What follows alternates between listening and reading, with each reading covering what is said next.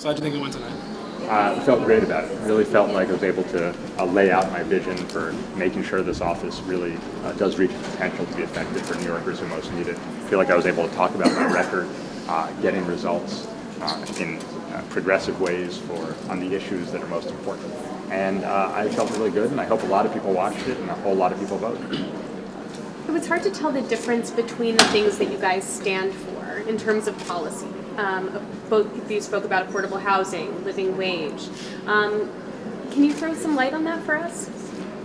Look, what I bring to the table is a record of taking on tough fights and getting results, a plan for this office to make it more effective, a record passing ethics reform, being wholly transparent, that shows New Yorkers that they really can trust me to be their public advocate.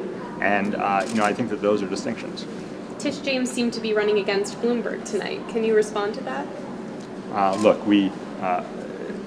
I think both talked about ways in which we have stood up to the Bloomberg administration. I talked about ways that I stood up to the Bloomberg administration and won on homeless policy, on food stamps, on Sandy.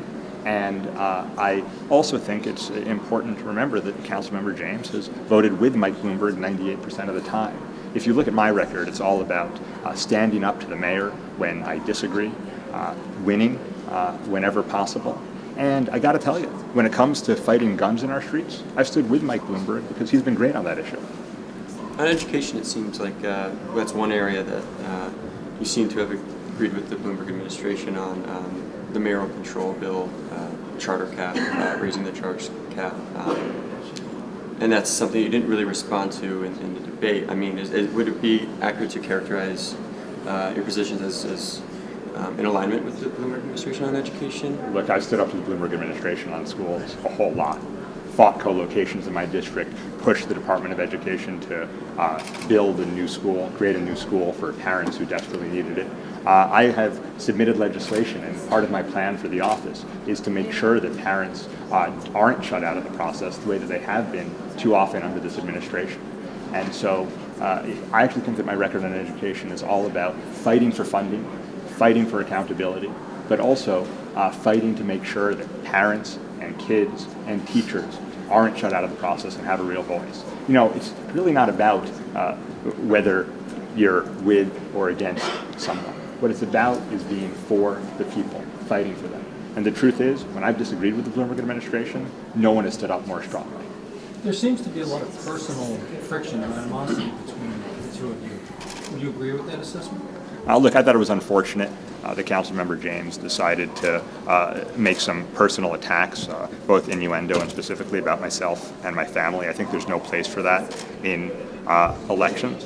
I tried to talk about a record that's important for voters to think about. My record getting results on progressive fights, my vision for the office, and concerns about transparency that have been raised through the campaign by Councilmember James, whether failing to disclose that she was a landlord or her rental income and failing to disclose her taxes.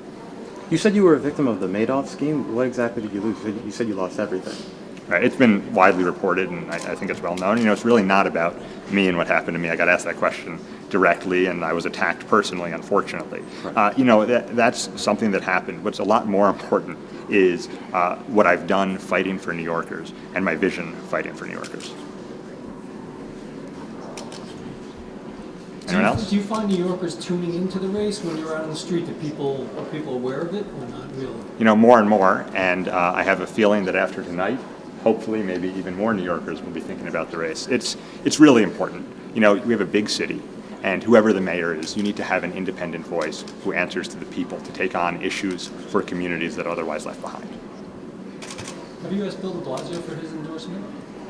I haven't. I have endorsed him, though, and I'm enthusiastic about Bill de Blasio as the next mayor. Do you regret not endorsing Mr. Thompson at 09? Look, I was really focused on getting things done at that point in the state legislature. No one missed me, and I'm really glad that we're now going to have progressive leadership for mayor, comptroller, and public advocate, especially if I'm able to be successful coming into 2014. Thank you. Thank you, guys.